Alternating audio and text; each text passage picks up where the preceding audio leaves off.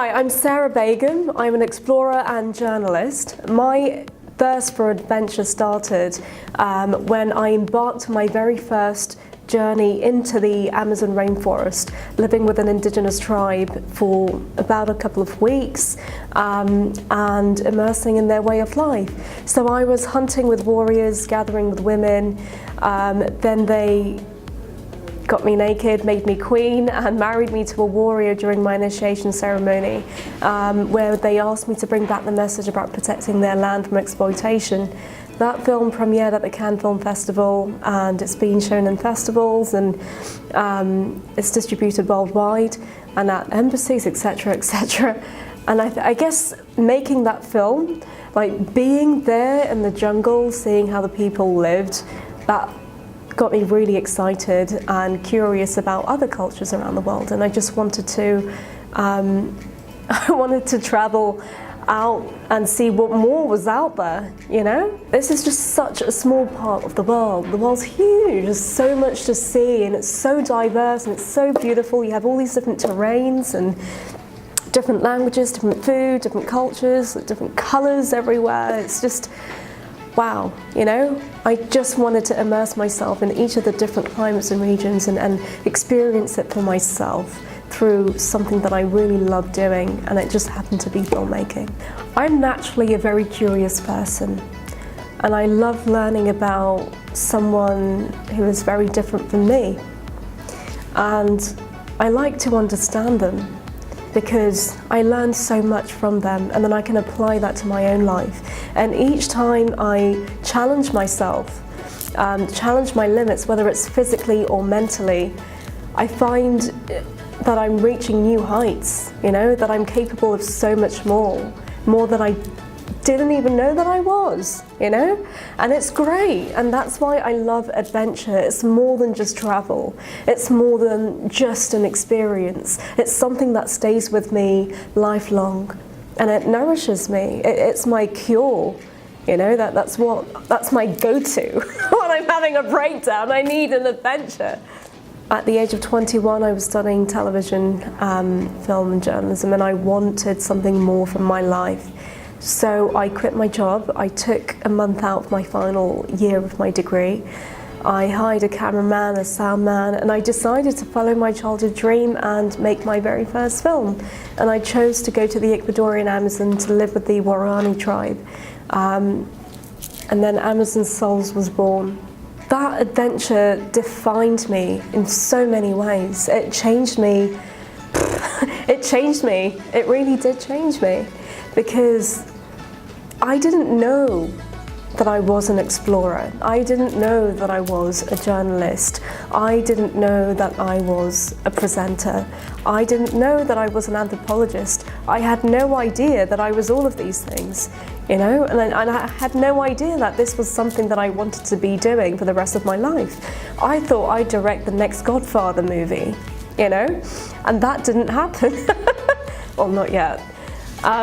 So it really defined who I am and where I was heading, and it made me want to have more adventures and explore the world.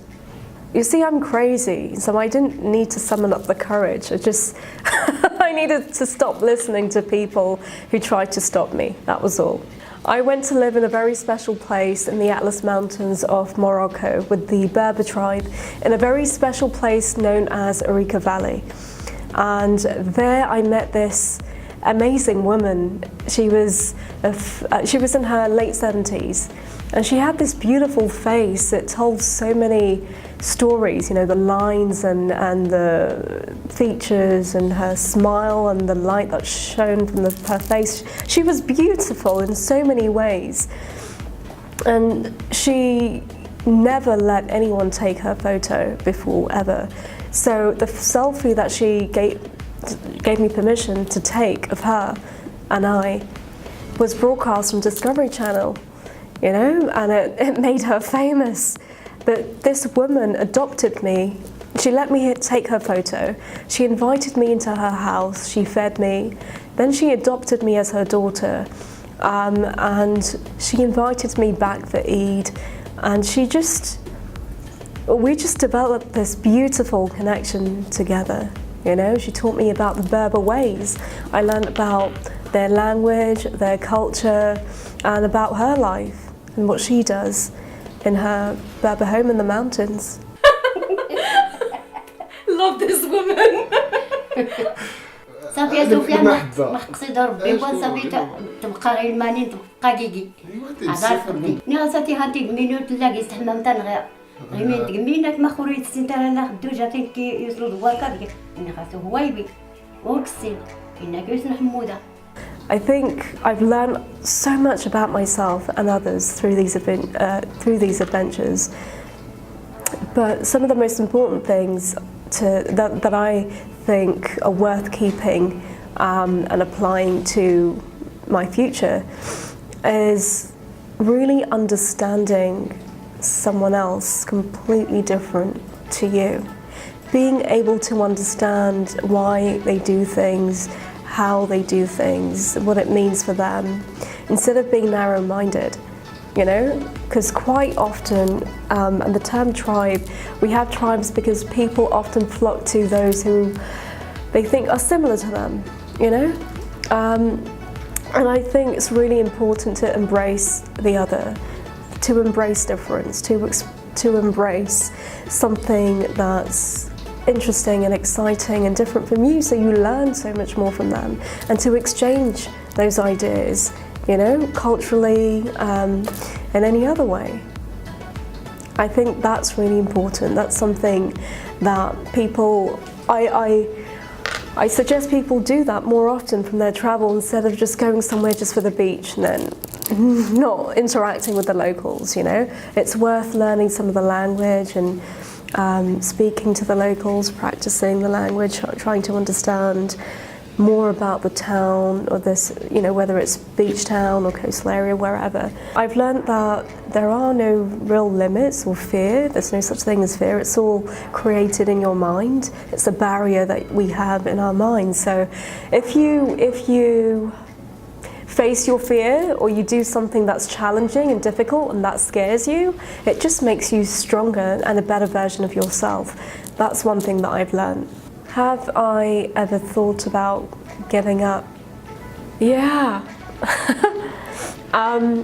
So I was working as a TV presenter and investigative journalist in Ghana for a year. I was investigating the conditions of brothels in the most dangerous slum, Sodom and Gomorrah, in Ghana, and chasing petty crime to find out, you know, what kind of crime exists there in the slums. And there was a guy who was bleeding from his head, like all over, and I asked him what happened. He told me that he was beaten up by his client because he couldn't fix the car mirror on time. So I asked what he was going to do, and he was going to report it to the police. I followed him to the station, and I was arrested for filming at the station. And I had to get myself out of the situation using my charm and, you know, my British naivety. So I was just like, you see, I'm just from London for like a short while, and I'm just filming interesting situations in the city, and I just happened to be in the slum. And my editor called me, and he said to me, whatever you do, Sarah, save the SD card. It's like, wow, thanks.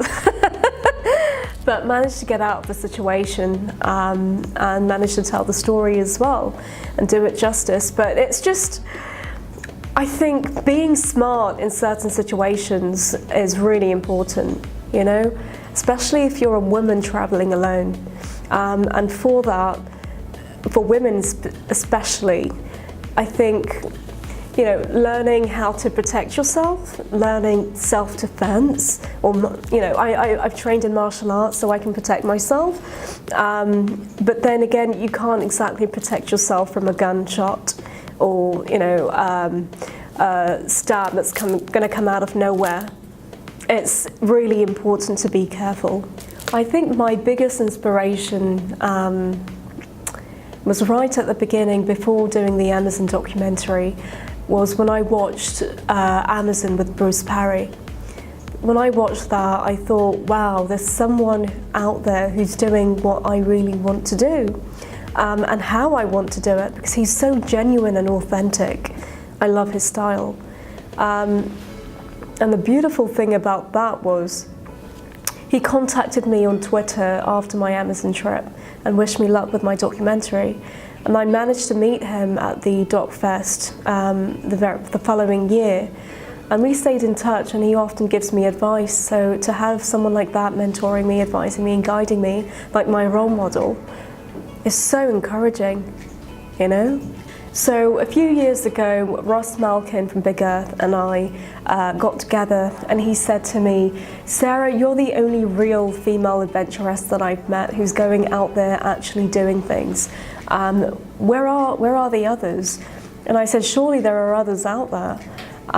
So we decided to set up a club called the Adventuress Club, and we promote lots of female explorers and adventurers from around the world who have done amazing things.